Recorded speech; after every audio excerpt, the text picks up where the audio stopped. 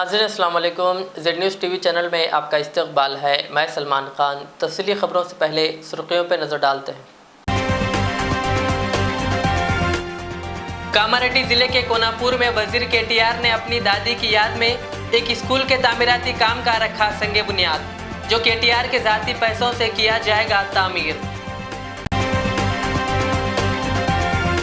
Group 1 इम्तिहान को उर्दू में मुनक़िद ना करने का मुतालबा करते हुए BJYM के कारकुनों ने हैदराबाद कलेक्ट्रेट के सामने दिया धरना। तेलंगाना NASUI के 18 कारकुनों को जमानत पर अदालत ने किया रिहा। उर्दू में ग्रुप 1 इम्तिहान का मामला, KTR ने BJP पर की जमकर तनकीद, कहा उर्दू में एग्जाम लिखने का आईनी हक है।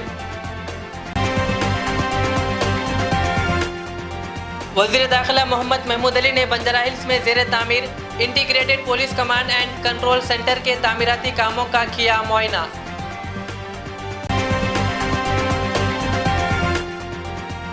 इम्तिहानी मरकज़ के बाहर दाखिले का मुंतज़िर 12वीं जमात के 17 साला तालिब इल्म की मुश्तबा हालत में हुई मौत।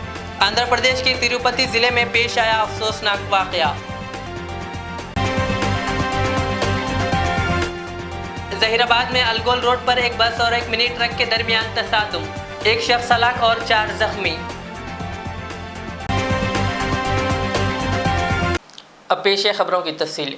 रियासती वज़ीर KTR ने कहा कि बिजली के बहरान और पीने के पानी के मसाइल को हल करने और पहली मियाद में कई आबाशी प्रोजेक्ट शुरू करने के बाद तेलंगाना हुकूमत अब रियासत भर के तमाम सरकारी स्कूलों में बुनियादी ढांचे को बेहतर बनाने के लिए मना उरू मना बड़ी प्रोग्राम शुरू कर रही है। इस प्रोग्राम के तहत हुकूमत रियासत भर में 26,000 सरकारी स्कूलों में बुनियादी ढांचे को बेहतर बनाने के लिए 7,300 करोड़ रुपये मुख्तस किए हैं। KTR ने आज मंगल को कोनापुर गांव में अपनी दादी वेंकटम्मा की याद में एक स्कूल की इमारत के लिए तामीर का संग बुनियाद रखा। ये इमारत 2.5 करोड़ रुपए की लागत से तामीर की जा रही है और वज़ीर KTR अपनी ज़ाती रकम से ये स्कूल तामीर करवा रहे हैं।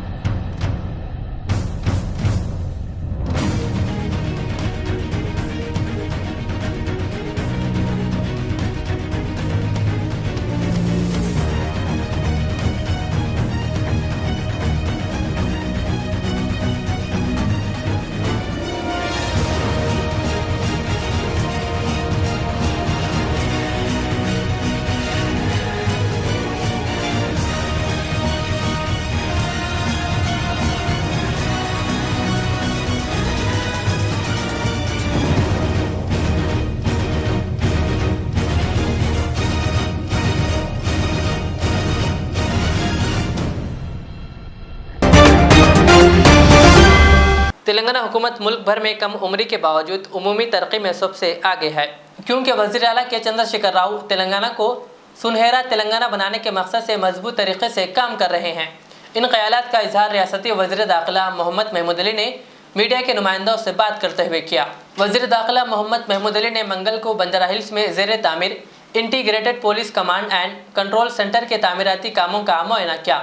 इनके हमरा पुलिस हाउसिंग कॉरपोरेशन के chairman K Damodar, DGP doctor M Mahender Reddy, Hyderabad police commissioner CV Anand और दीगर अफसरान के अलावा आला ओहदेदार मौजूद थे। महमूद अली ने कहा कि ये एक जदीद और मॉडर्न टेक्नोलॉजी से लेज इमारत है, जिसका तकरीबन 95% काम मुकम्मिल हो चुका है, और कहा कि मबाकी काम भी जोरों पर जारी है। उम्मीद की जा रही है कि बहुत जल्द ये काम मुकम्मिल कर लिया जाएगा। महमूद अली ने कहा कि इस इमारत की तामीर के लिए 585 करोड़ रुपये खर्च किए जा रहे हैं। ये बिल्डिंग అంటే ఇంత బాగా సిస్టమ్ ఉంది, వరల్డ్ చాలా తక్కువ బిల్డింగ్లో ఉంది. మొత్తం టెక్నాలజీ అంటే యూరోప్లో ఎట్లా ఉంది అట్లా యూజ్ చేశారు. చాలా బాగా హై రేజ్ బిల్డింగ్ ఉంది. ఇది 20 ఫ్లోర్ బిల్డింగ్ ఉంది. ఆల్ డిపార్ట్మెంట్ ఆఫీసులు లేకుంటే ఆల్ అదర్ డిపార్ట్మెంట్కి యూజ్ చేసిన పని ఉంది. ఇండియాలో ఫస్ట్ ఇది కొత్త ఎస్టేట్లో అంటే కొత్త ఈ బిల్డింగ్ తయారు చేసినారంటే మా సీఎం గారు విజన్ ఉంది. చాలా 95% 98% కంప్లీట్ అయింది. 1-2-3 మంత్స్లో స్టార్ట్ చేసినానికి అవకాశం ఉంది. ఈ బిల్డింగ్ స్టార్ట్ అయిన తర్వాత చాలా మన పోలీసుకు చాలా సపోర్ట్ వస్తుంది. పోలీసులో అంటే క్రైమ్ కంట్రోల్ చేసినాకి చాలా బిల్డింగ్లో అంటే టెక్నాలజీ బాగా ఉంది. ఇప్పుడు క్రైమ్లో అంటే చాలా టెక్నాలజీ యూజ్ చేస్తున్నారు. అలా ఎట్లా కంట్రోల్ చేయాలి అంటే ఈ కమాండ్ అండ్ కంట్రోల్లో చాలా ఇన్స్ట్రుమెంట్ ఉంది. చాలా న్యూ టెక్నాలజీ ఇన్స్ట్రుమెంట్ ఉంది. ఆయనతో కంట్రోల్ చేసినాకి చాలా బాగా కెపాసిటీ ఉంది. మా ఆనబుల్ సీఎం గారికి చాలా నేను థ్యాంక్స్ చెప్తున్నాను. మీరు సీఎం గారు అంటే ఎవ్రీ సెక్టర్లో అంటే ఇండియాలో #1 సీఎం ఉన్నారు, #1 స్టేట్ ఉంది మనది. ఏ ప్రాబ్లమ్స్ ఉంది తెలంగాణ వచ్చే ముందు, పవర్ అంత ముందు లేదు, లైన్ ఆర్డర్ బాగా లేదు, ఫార్మర్స్ సూసైడ్ చేశారు. ఏ సెక్టర్లో అంటే డ్రింకింగ్ వాటర్ కోసం కాళేశ్వరం ప్రాజెక్ట్ కట్టించిన చాలా ఫార్మర్స్కి చాలా సపోర్ట్ చేశారు. లైన్ ఆర్డర్ అంటే ఏం చేస్తే అంటే మోర్ ఇంపార్టెంట్ అంటే లైన్ ఆర్డర్ ఉంది. లైన్ ఆర్డర్ ఎంత బాగా ఉన్నాయంటే మా ఎస్టేట్లో అంటే మంచి పేరు వస్తుంది, మంచి ఇన్వెస్టర్ మీద వస్తున్నారు. ఈ కమాండ్ అండ్ కంట్రోల్లో చాలా లాభం వస్తుంది. ఐ థింక్ 2-3 monthsలో స్టార్ట్ చేసే అవకాశం ఉంది. నియర్లీ 95% కంప్లీట్ అయింది. మా ఆనబుల్ సీఎం గారికి చాలా థ్యాంక్స్ చెప్తున్నారు. ఈ అసెట్స్ ఉంది మనకు, మా ప్రజలకు అంటే చాలా భరోసా ఉంది గవర్నమెంట్ మీద, పోలీస్ మీద.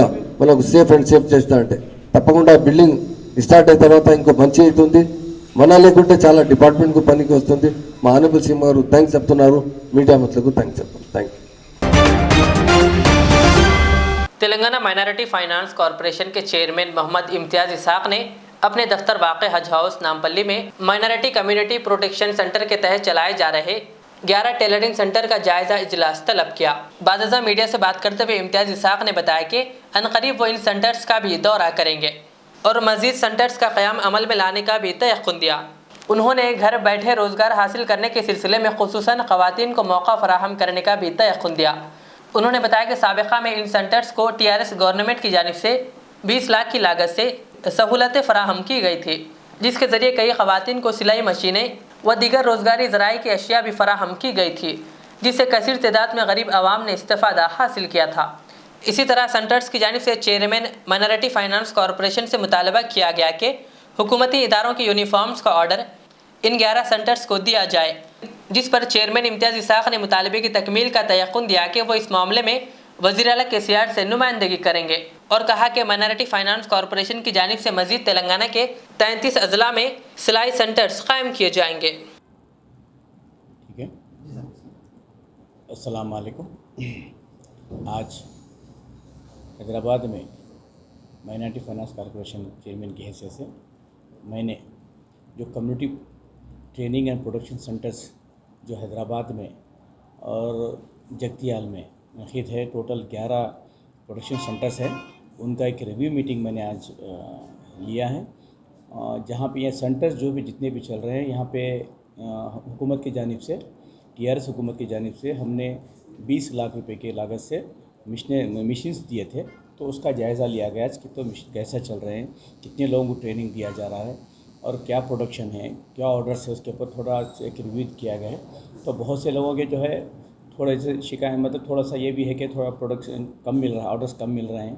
ये पैंडमिक होने की वजह से 1.5 साल तो परेशान थे वो लोग। तो हमने ये कहा कि आज तक इस पिछले कई सालों में किसी हुकूमत ने नहीं किया। हमारे KCR साहब की हुकूमत ने, TRS की हुकूमत ने, जनाब शफीउल्लाह साहब यहाँ पे MD रहे वक्त एक बहुत बड़ा अच्छा इक़दाम किया है, जो कम्युनिटी प्रोडक्शन सेंटर्स ने ईजाद किया है। तो ऐसे और कई सेंटर्स की ज़रूरत है। जो हमारे गरीब बहनें घर बैठे जो है सीखना चाहते हैं टेलरिंग, उनके लिए बहुत ही ये काम आने वाली चीज़ है। उसको मद्देनज़र रखते हुए हमारे जो पिछले हुकूमत में, मतलब हमारे TRS हुकूमत ने जो ये ईजाद किया था, इसके लिए बहुत ही बड़ा अच्छा रिज़ल्ट आ रहा है। तो इनके थोड़े डिमांड्स ये है कि मशीन्स को थोड़ा और बढ़ाया जाए, ताकि प्रोडक्शन हम बढ़ाने के लिए बड़े बड़े जो है लोग काम देने के लिए आगे आ रहे हैं, लेकिन मशीनरी कम रहने की वजह से थोड़ा पीछे हट रहे हैं। तो कुछ जगह जो है 15-18 मशीन्स है, तो उनका कहना है कि और थोड़े बड़े मशीन्स अगर देंगे तो बहुत फ़ायदेमंद होगा। तो हमने उनका जो है जो रिप्रेजेंटेशन था उसको जो है हम एक्सेप्ट किया है। इंशाल्लाह हम अनक़रीब में जो है हुकूमत को जो है हमारे KCR साहब को जो है रिप्रेजेंटेशन पहुँचाएँगे। हमारे को उम्मीद है कि KCR साहब जो है हमारा MFC से जो भी रिप्रेजेंटेशन जाएंगे उसके लिए पॉजिटिव रहेंगे वो, क्योंकि बहुत ही चीफ मिनिस्टर साहब ये चाहते हैं कि गरीब आवाम अगर कुछ काम करना चाहती है तो उसके लिए फ़राहम जो भी हुकूमत से जो भी स्कीमात हैं वो फ़राहम करने के लिए तैयार हैं।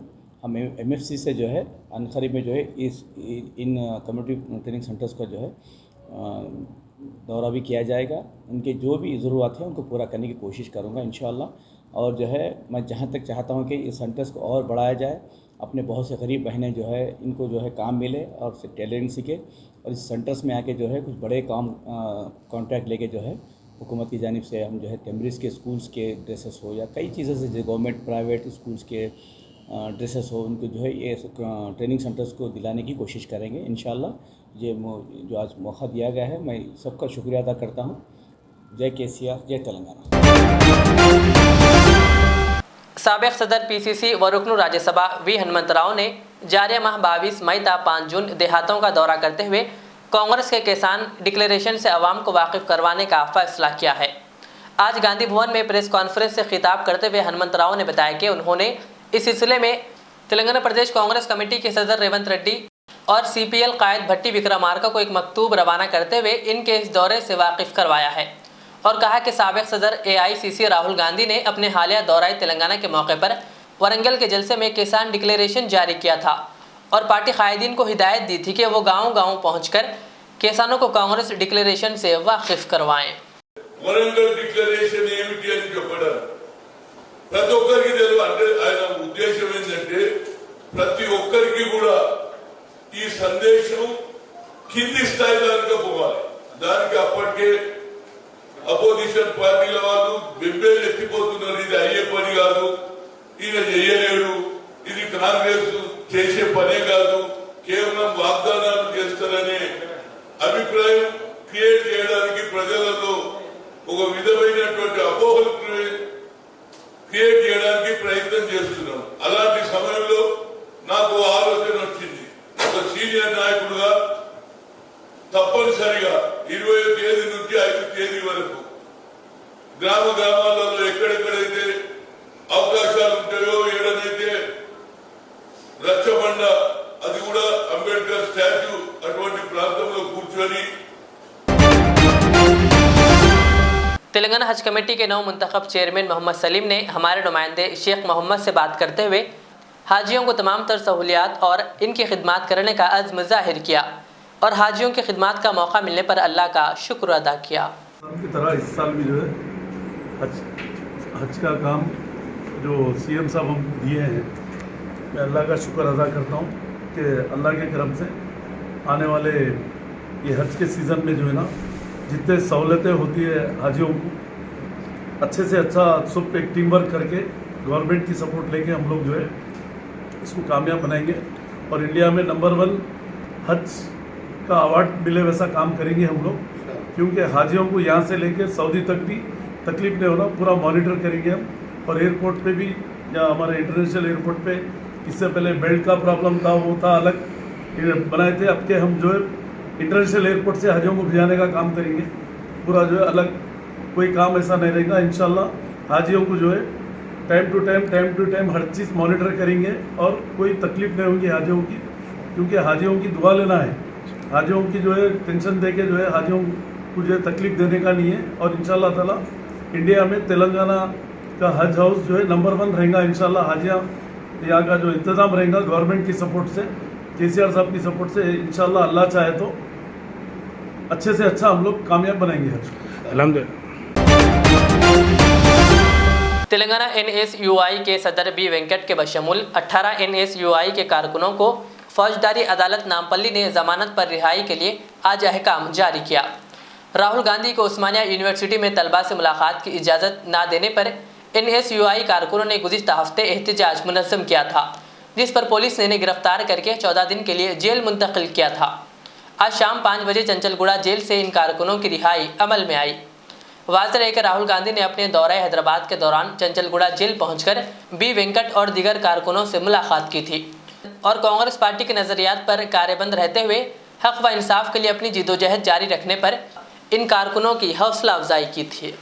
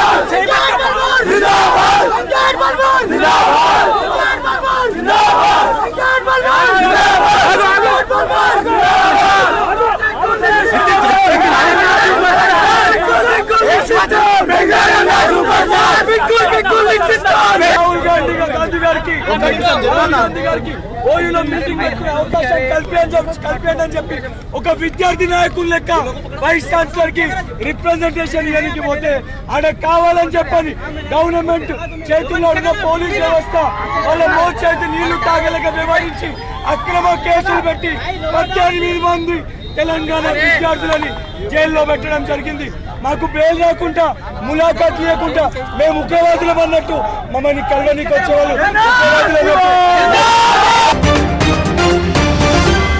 ग्रुप 1 इम्तिहान को उर्दू में भी मुनक़िद करने के मामले में एतराज़ करने पर KTR ने बीजेपी पर जमकर तनक़ीद की। KTR ने कहा कि दिल्ली, गुजरात, मध्य प्रदेश और यूपी के अलावा दीगर रियासतों में जहां ज़रूरत है वहां उर्दू का इस्तेमाल किया जा रहा है और कहा कि पब्लिक सर्विस कमीशन और दीगर इम्तिहानात को उर्दू में भी लिया जा सकता है। उन्होंने तेलंगाना बीजेपी सदर बंडी संजय और दीगर बीजेपी कायदीन पर जमकर तनक़ीद की और कहा कि तुम्हें शर्म आनी चाहिए, सिर्फ तेलंगाना में उर्दू को लेकर मुस्लिम तबके को टारगेट कर रहे हैं। KTR ने मजीद कहा कि नौजवानों को तालीम व तरक्की की तरफ लेकर जाने के बजाय बीजेपी इनके दिलों में जहर घोलकर मजहबी नफरत को फरोग दे रही है। అబద్ధాలు ఎట్లుంటాయంటే ఎంత చిల్లరుంటాయంటే వాళ్ళు అంటారు గ్రూప్ 1 పరీక్షలు పిల్లలను రెచ్చగొట్టదందు, గ్రూప్ 1 పరీక్షలు ఉర్దూలో రాయనీయద్దు, ఉర్దూలో పెట్టద్దు అంటారు. నేను అడుగుతున్నా, అయ్యా భారతీయ జనతా పార్టీ నాయకులారా, సిగ్గు శరం లజ్జ ఏమైనా ఉన్నదా అసలు మీకు? మీ కేంద్ర ప్రభుత్వం నిర్వహించే పరీక్షలలో ఉర్దూలో పరీక్షలు నిర్వహిస్తలేరా? భారత రాజ్యాంగం దేని సాక్షిగానైతే కేంద్ర ప్రభుత్వం రాష్ట్ర ప్రభుత్వం నడుస్తుందో అందులో ఉర్దూను అధికారిక భాషగా గుర్తించలేదా? మీ యూపీఎస్సీ పరీక్షలు, యూనియన్ పబ్లిక్ సర్వీస్ కమిషన్ పరీక్షలు, కేంద్ర ప్రభుత్వం నిర్వహించే పరీక్షలు, అక్కడ ఉర్దూ లేదా? మరి అక్కడ ఉన్నప్పుడు లేని బాధ లేని నొప్పి ఇక్కడ ఎందుకు వస్తున్నది మీకు? ఎంతసేపు ఉర్దూ అంటే ముస్లింల భాషగా చూసుడేనా? ఒక మతం భాషగా చిత్రీకరించుడేనా? ఇదేనా నీతి? ఇదేనా చేయవలసిన పద్ధతి? రాజకీయం పిల్లల మనసులోకి ఇదేనా విషయం నింపేది? నేను అడుగుతా ఉన్నా, ఈరోజు ఉర్దూలో రాస్తే తప్పట, వాళ్ళేమో ఢిల్లీలో చేయొచ్చు, మధ్యప్రదేశ్ లో చేయొచ్చు, గుజరాత్ లో చేయొచ్చు, వేరే కాడ ఉర్దూలో పరీక్షలు నిర్వహించవచ్చు. కానీ తెలంగాణలో నిర్వహిస్తే ఇక్కడేదో ఆకాశం విరిగి కింద పడ్డట్టు ఇక్కడ లేని ఒక విషయం నింపి పిల్లలలో రెచ్చగొట్టి దౌర్భాగ్యపు రాజకీయం చేసే దౌర్భాగ్య నాయకులారా, సిగ్గు తెచ్చుకోండి. దమ్ముంటే అభివృద్ధిలో పోటీ పడండి.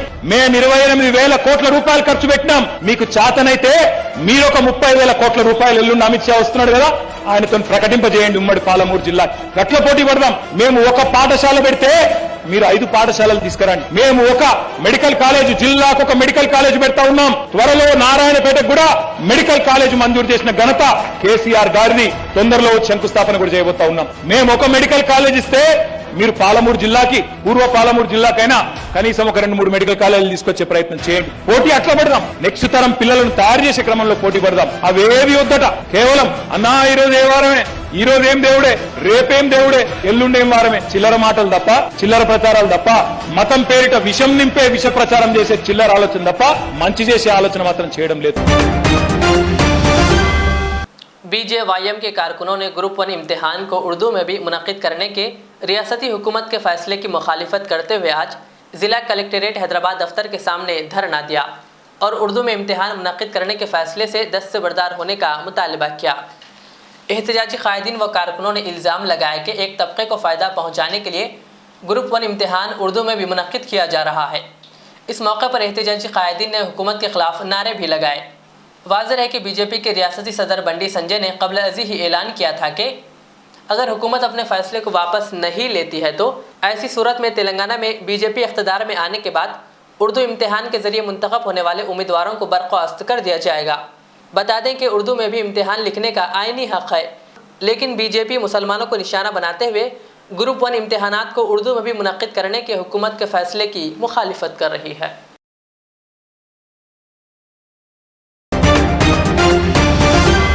बल्लागुड़े में वाक़ तालाब में डूबने से एक 19 साला मोहम्मद बिन उमर की मौत हो गई। तफसीलात के मुताबिक मोहम्मद बिन उमर कल एग्ज़ाम लिखने के बाद अपने दोस्तों के साथ तैरने के लिए गए थे और डूबने से इनकी मौत हो गई, लेकिन आज 4 बजे तक भी इनकी बॉडी नहीं मिली। DRF की टीम बॉडी की तलाश में मसरूफ़ है। अस्सलाम वालेकुम, मेरा नाम इमरान है। मेरे भांजे मोहम्मद बिन उमर जो 19 साल उनकी उम्र है, तो यहाँ पर हम जो जगह पे ठहरे हुए हैं ये नवाब तालाब है जो लेक व्यू हिल्स बल्लागुड़े में लोकेटेड है। तो कल एग्ज़ाम लिखे, उनका पहला एग्ज़ाम था, डिग्री फर्स्ट ईयर में थे उन्होंने। एग्ज़ाम के बाद घर पे आराम कर रहे थे, 2 दोस्त आके जो है उनको तालाब को जाएंगे तीरने के लिए बोल के लेके आए। एग्जाम लिख के आए थे ना? एग्ज़ाम लिख दिए थे सुबह।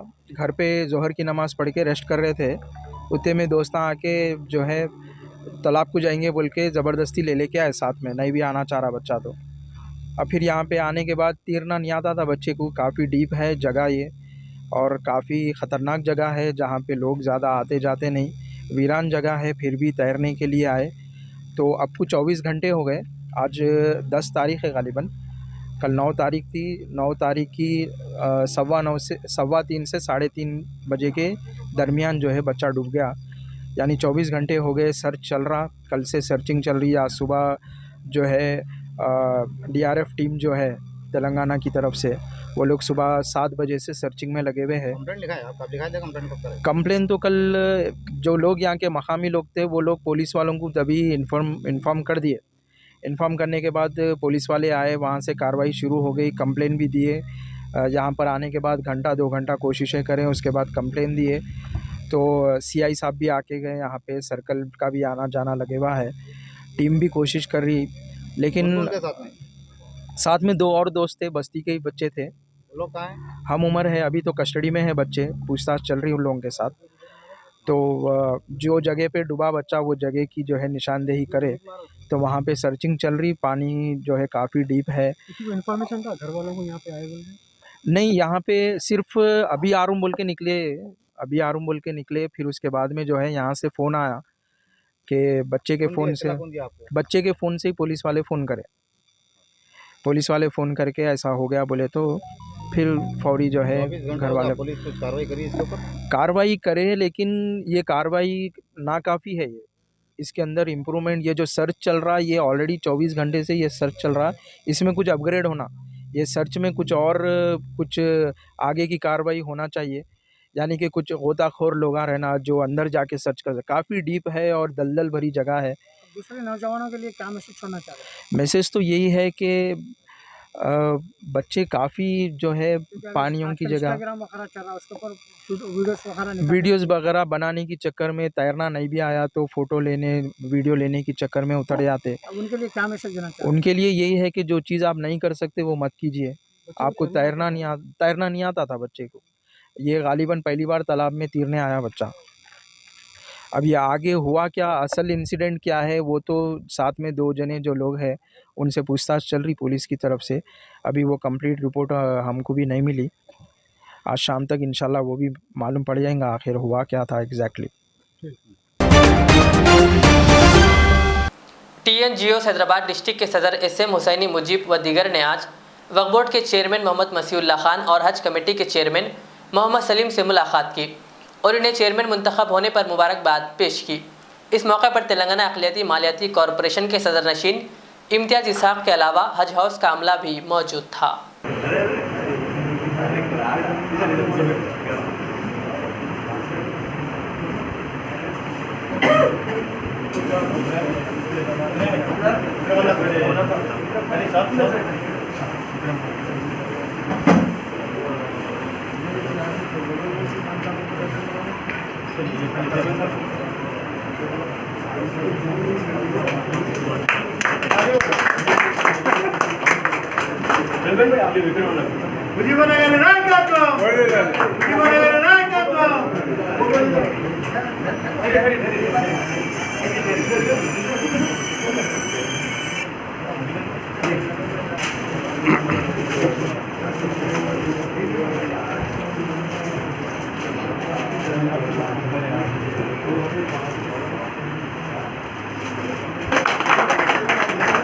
कई लोगों के मुश्किल भी हल किए आपके सदारत में इंशाअल्लाह। जैसा हज कमेटी में काम हुआ यहाँ पर भी मसीह साहब के सदारत में बेहतरीन काम होगा। और इम्तियाज़ साहब भी माइनॉरिटीज़ के चेयरमैन आए हुए हैं, उनका भी मैं खैर मकदम करता हूँ। इम्तियाज़ साहब भी आइए। इम्तियाज़ साहब के भी बहुत बेहतरीन खिदमत है, महबूब नगर में बहुत बड़े पैमाने पे काम किए। इनके अलावा दीगर जितने भी हमारे साथी हैं, सलीम साहब को भी कल फिर हज कमेटी का चेयरमैन दिए, उनको भी मैं आप तमाम लोगों के जानिब से मैं मुबारकबादी देता हूं। और मैं प्रेस और मीडिया भी यहाँ पर है, एक बात मैं खुली कर देना चाह रहा हूँ, अगर चीफ मिनिस्टर साहब के लीडरशिप में हम तमाम को काम करना है, अगर अकीदों की जो हमारे अकीदतें हैं, जो माइनॉरिटीज़ की आप मदद करना चाह रहे, आज हुकूमत के जानिब से कई स्कीम्स है, मगर हमारे भाई हमारे पीछे छुरा भोग कर वो स्कीम्स को जो एलिजिबल है वहाँ तक पहुँचने नहीं दे रहे। मैं आप मसीह साहब से, इम्तियाज़ साहब से, सलीम साहब से अदबन गुजारिश कर रहा हूँ कि ऐसे कोई साजिश को आप खरीब आने मत दीजिए। इंशाअल्लाह तेलंगाना एनजीओ के स्टेट प्रेसिडेंट आज बोले, अभी चीफ सेक्रेटरी करे बैठे हुए, वो भी आपके साथ है। हर मसाइल जो भी है वक्फ बोर्ड का, जैसे वक्फ बोर्ड में कई बार देखा गया, अगर वक्फ बोर्ड के इंस्पेक्टर्स या दीगर स्टाफ अगर कहीं इंस्पेक्शन के लिए गए या कोई अनऑथराइज कंस्ट्रक्शन रोकने के लिए गए तो उनके साथ मारम पीटी भी, उनके साथ बदसलूकी भी, उनके साथ केसेस, क्रिमिनल केसेस भी लगाए, मगर बदकिस्मती वक्फ बोर्ड देखता रह गया, एम्प्लॉय के साथ नहीं ठहरे। वहीं से जगह भी हमको जाना पड़ा। सीईओ साहब से भी मैं अदबन गुजारिश कर रहा हूँ कि अब तक जो भी हो गया, अब मसीह साहब के सदारत में ये कोई चीज़ चलने वाली नहीं है। इंशाअल्लाह बराबर आपका हक आपको दिया जाएगा, आपके हक को कोई नहीं रोक सकते। मसीह साहब से मैं फिर एक बार आकर ऊपर मिलकर रिप्रेजेंटेशन देकर इंशाअल्लाह आप तमाम लोगों के मसाइल हल करूंगा। इसमें प्रमोशंस है, मसीह साहब प्रमोशंस भी चीफ मिनिस्टर साहब अपने को जीओ दे दिए, कोई एम्प्लॉय का भी प्रमोशन रोकने का हक किसी को भी नहीं है। उसके बावजूद में भी अगर सलीम साहब भी आए हैं तो अलग, सलीम साहब का भी मैं खैर मकदम करता हूँ, सलीम साहब को भी मैं यहाँ पर। इम्तिहानी मरकज़ में दाखिले के लिए खड़े हुए एक 12वीं जमात के तालिब इल्म का इंतकाल हो गया। ये वाक़या आंध्र प्रदेश के ज़िले तिरुपति में आज पेश आया। इंटरमीडिएट साल दुवम का 17 साल तालिब इल्म गुड्डूर टाउन में इम्तिहानी मरकज़ के बाहर दाखिले के मुंतजरीन में शामिल था कि अचानक शदीद पसीना बहने लगा और वो गिर गया, जिसके बाद इसे गुड्डूरू के सरकारी दवाखाने को ले जाया गया, जहां डॉक्टरों ने इसे मुर्दा करार दिया। डॉक्टरों ने शुबा जाहिर किया कि इसको दिल का दौरा पड़ने से इसकी मौत हो गई होगी। मौजे कमावारी पल्ली का रहने वाला 17 साल सतीश गुड्डूरू के एक खानगी कॉलेज में ज़ेर तालीम था।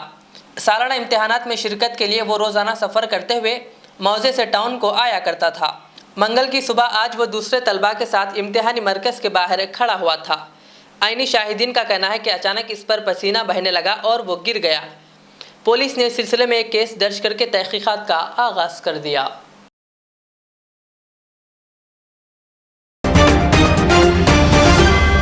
ज़िले संगारेड्डी के जहराबाद में आज सुबह की अव्वलीन सातों में कौमी शाहरा 65 4 लाइन बाईपास अलगोल चौराहे पर सिटीजन ट्रैवल्स और अशोक लीलैंड मिनी ट्रक के दरमियान तसादुम हुआ, जिसके नतीजे में एक शख्स बरसर मौके हलाक हो गया, जबकि दीगर अफराद बुरी तरह जख्मी हो गए, जिन्हें बगड़ से इलाज के लिए हैदराबाद मुंतकिल किया गया। सब इंस्पेक्टर जहराबाद श्रीकांत की इत्तला के बामुजब मिनी ट्रक अशोक लीलैंड में सवार अफराद मुशीराबाद से शादी की तकरीब में शिरकत करके वापस अपने महाराष्ट्र के ज़िले लातूर जा रहे थे कि जहीराबाद के नवाही इलाके अलगोल चौराहे पर मुंबई से हैदराबाद जा रही तेज़ रफ्तार ट्रैवल बस ने मुखालिफ समेत आने वाली मिनी ट्रक के डीजल टैंक से टकरा गई, जिसके नतीजे में आग भड़क उठी और एक शख्स मौके पर ही जलकर हलाक हो गया। इत्तला मिलते ही जहीराबाद पुलिस की टीम ने मुकाम हादसा पहुंचकर फायर इंजन की मदद से आग पर काबू पा लिया। मिनी ट्रक के 3 अफराद और ट्रैवल बस के 4 मुसाफिरीन जो शदीद जख्मी हो गए और ट्रैवल बस के क्लीनर नागेश जो शदीद तौर पर जुलस गया था, जिसे इलाज के लिए हैदराबाद मुंतकिल किया गया। जहीराबाद पुलिस बाज़ाब्ता कार्रवाई करके ट्रैवल बस ड्राइवर जंगानाथ पर एक मुकदमा दर्ज करते हुए इसे गिरफ्तार किया और समीर नामी शख्स की नाश को बगड़ से पोस्टमार्टम सरकारी दवाखाना जहीराबाद मुंतकिल कर दिया गया। पेश है जहीराबाद से हमारे नुमाइंदे मोहम्मद शुजाउद्दीन की ये रिपोर्ट।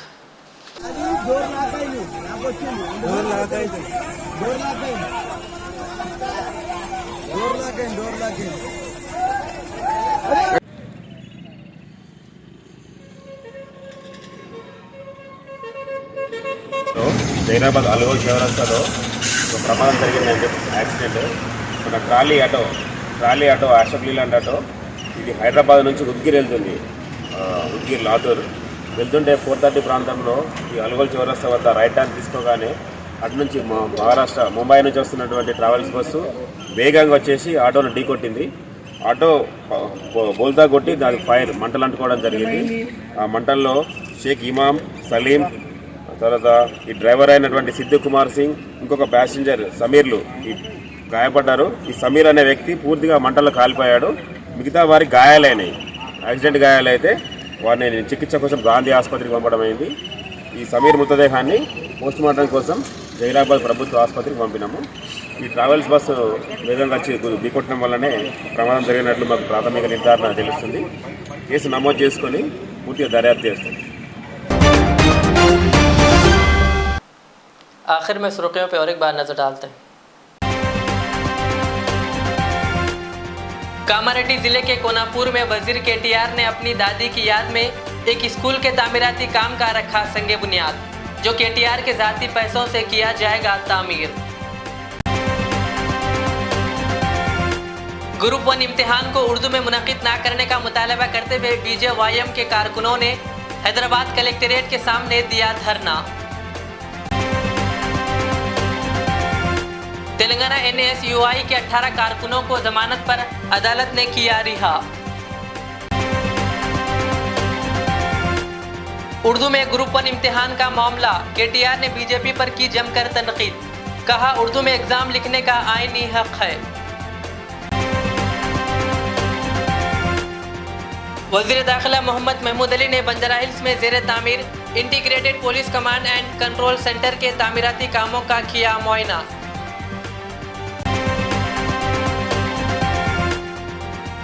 इम्तिहानी मरकज के बाहर दाखिले का मुंतजिर 12वीं जमात के 17 साल तालिब इल्म की मुश्तबा हालत में हुई मौत।